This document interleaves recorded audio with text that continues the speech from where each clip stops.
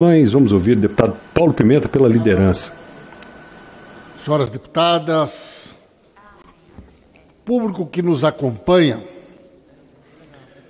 o Brasil acompanhou estarrecido esta semana a denúncia do senhor Procurador-Geral do Ministério Público Federal,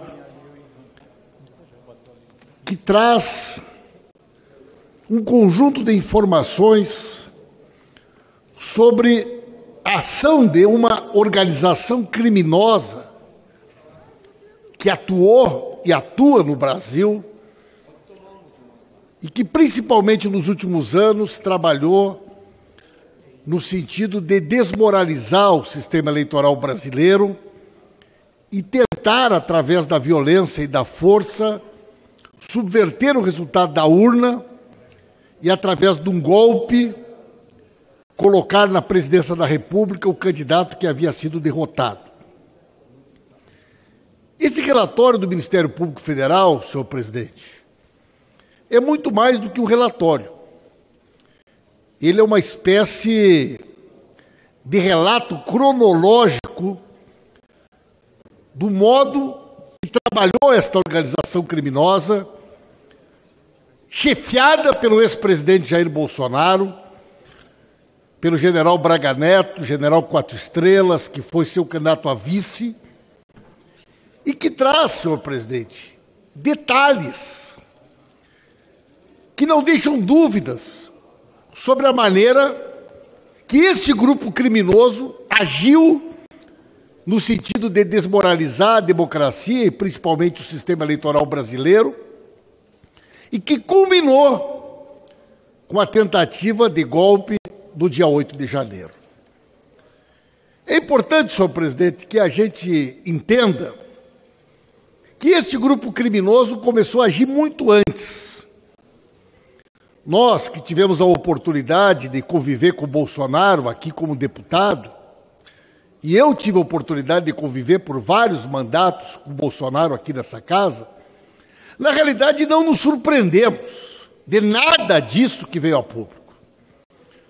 Bolsonaro é uma figura que tem um histórico, uma figura que foi corrida do Exército Brasileiro, saiu pelas portas do fundo dos quartéis para não ser expulso do Exército, que construiu uma trajetória do Rio de Janeiro com relações muito próximas com o crime organizado, com as milícias. Basta uma análise dos colégios eleitorais que historicamente elegeram o Bolsonaro e os filhos dele, que nós vamos ver que a votação dele sempre veio das áreas comandadas pelo crime organizado e pela milícia. E se alguém tinha alguma dúvida sobre tudo isso, ao longo do tempo esta relação de cumplicidade e proximidade dele com o crime organizado foi se tornando pública.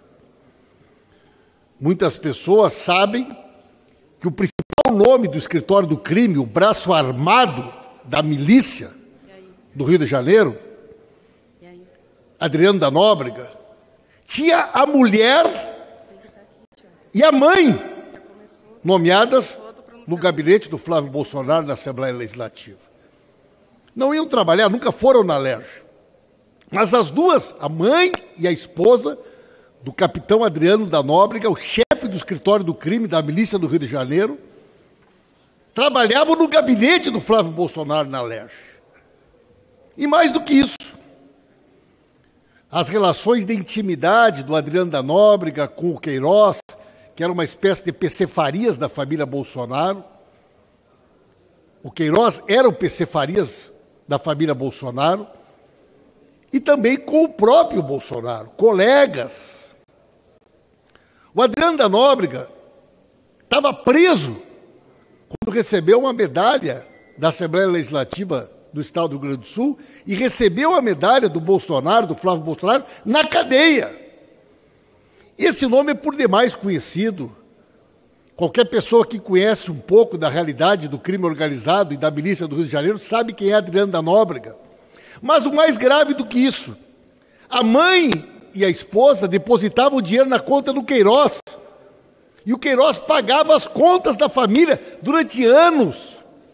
A senhora Michele Bolsonaro As contas pessoais do dia a dia da família do Bolsonaro eram pagas com o dinheiro do crime organizado, com o dinheiro dos parentes da milícia.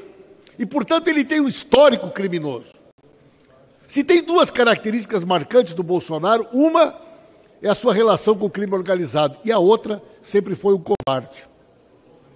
Foi um soldado covarde e foi um parlamentar covarde. Talvez de todos que estão nesse plenário, o único que conviveu com o Bolsonaro aqui no plenário fui eu. Eu nunca vi o Bolsonaro discutir com um homem. O Bolsonaro, ele era covarde e prevalecido com as deputadas mulheres. Eu nunca vi o Bolsonaro discutir com um jornalista homem.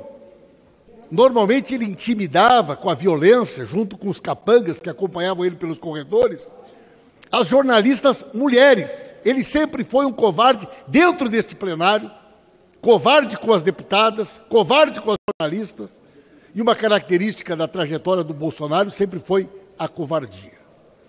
Portanto, senhor presidente, nada que veio nesse relatório nos surpreende. Todos nós sabemos o medo que o Bolsonaro e os filhos tinham da derrota. Porque sabiam que após a derrota os seus crimes seriam investigados como estão sendo. E essa denúncia do Ministério Público Federal, e a própria denúncia diz isso, é a primeira de 5, portanto virão mais 4 denúncias, que trarão a público detalhes da ação dessa organização, que envolve não só crimes contra a democracia, mas também crimes comuns, como a questão da venda das joias, o fraude dos cartões da vacina e tantos outros crimes realizados por esta organização chefiada pelo Bolsonaro durante esse período triste para a vida do povo brasileiro em que ele esteve à frente da presidência da República. Nós vamos assistir agora uma grande tentativa por parte desta organização criminosa de criar um ambiente de vitimização para os criminosos. Isso não é novo. Os covardes sempre agiram assim. Aliás, é curioso porque, mesmo da doutrina militar, os líderes sempre ficam à frente das tropas nos momentos mais delicados. O Bolsonaro aqui fugiu e se escondeu nos Estados Unidos para assistir de camarote o 8 de janeiro. Enquanto os seus soldados eram presos, ele estava lá, escondido em Miami, nos Estados Unidos, em Orlando, usufruindo do dinheiro roubado, da venda das joias e de outras operações criminosas que sustentaram a presença dele nos Estados Unidos durante aquele período da primeira fuga, né? Mas todos nós sabemos que a campanha para a desmoralização do sistema eleitoral brasileiro, a campanha para a desmoralização das urnas eletrônicas, ela começa muito antes. E a grande hipocrisia desse discurso é que o Bolsonaro foi eleito a vida inteira pelas urnas eletrônicas. Os filhos foram eleitos. Mas a ação de questionamento das urnas eletrônicas foi parte de uma estratégia de enfraquecimento da democracia, para que pudesse, no momento da derrota da urna, criar um ambiente no Brasil de contestação do resultado da eleição. E, portanto, senhoras e senhores, nós temos que lembrar da campanha organizada, planejada, e que a denúncia do Ministério Público Federal traz detalhes para desmoralizar o sistema eleitoral brasileiro. Posteriormente, a partir do dia 7 de setembro de 2021, inicia uma campanha pública de ameaças às instituições, ao Supremo Tribunal Federal, ao Tribunal Superior Eleitoral. Tudo isso culmina com as ações violentas, as tentativas criminosas de impedir que as pessoas fossem votar no dia da eleição, comandadas pelo aparelho do Estado, a Polícia Rodoviária Federal e outros órgãos de Estado envolvidos na ação criminosa para impedir que a população votasse. E depois, os acampamentos em frente aos quartéis, financiados com muito dinheiro, e esses financiadores também terão que responder pelos crimes que cometeram. Durante meses, pessoas sem trabalhar, sem fazer nada, comendo, bebendo e vivendo na frente dos quartéis, financiados pelo dinheiro do crime, alimentados por essa operação comandada pelo Bolsonaro e pelo Braga Neto, para tentar, de todas as formas, impedir que o presidente Lula pudesse tomar posse. Eu lembro que eles repetiam sempre: Lula não vai subir a rampa, Lula não vai tomar posse. Eu estava aqui em Brasília no dia da diplomação, no dia 12 de janeiro, no dia que eles tocaram fogo nos ônibus, tentaram invadir prédios públicos nas imediações da onde o presidente Lula estava residindo, no hotel, aqui no setor hoteleiro sul de Brasília. Ali no 12 de janeiro já estava claro, no 12 de dezembro já estava claro a disposição de levarem a tentativa do golpe às últimas consequências.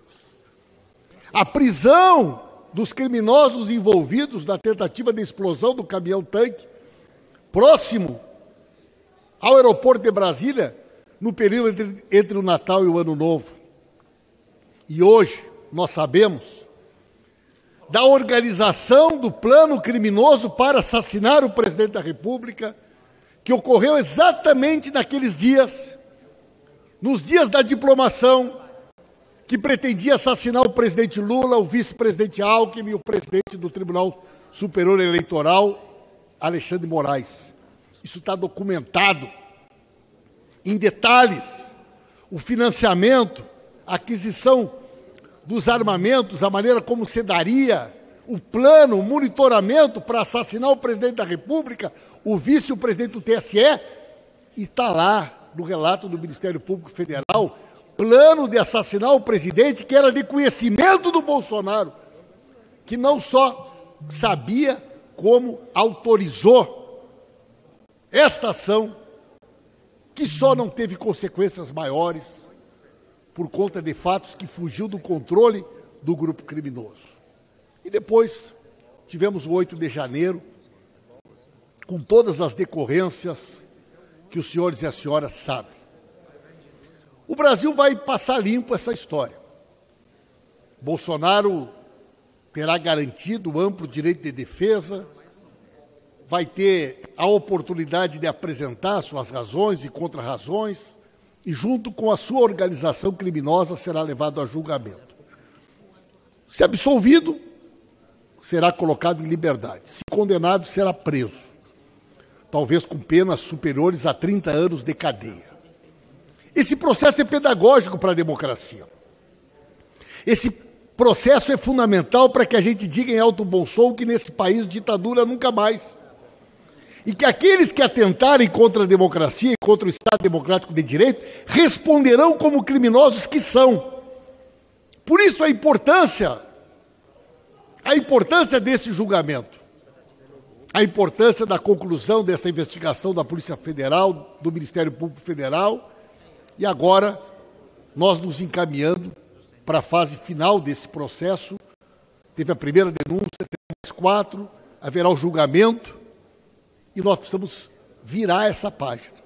A página do ódio, a página da intolerância, a página daqueles que desprezam a democracia e que tentaram, de todas as formas, impedir que a vontade do povo fosse respeitada. Não é uma questão menor. E acho que esta casa vai ter um papel muito importante para que a gente possa garantir um ambiente democrático, de acompanhamento da sociedade brasileira. Nós sabemos que estamos tratando com setores que são violentos, que são perigosos, que desprezam a democracia, e precisaremos estar vigilantes para que não fujam do país. Vários deles já fugiram, alguns para a Argentina, outros para os Estados Unidos. Eu, sinceramente, acho que há o risco real da fuga do Bolsonaro, até pelo seu histórico covarde que sempre teve.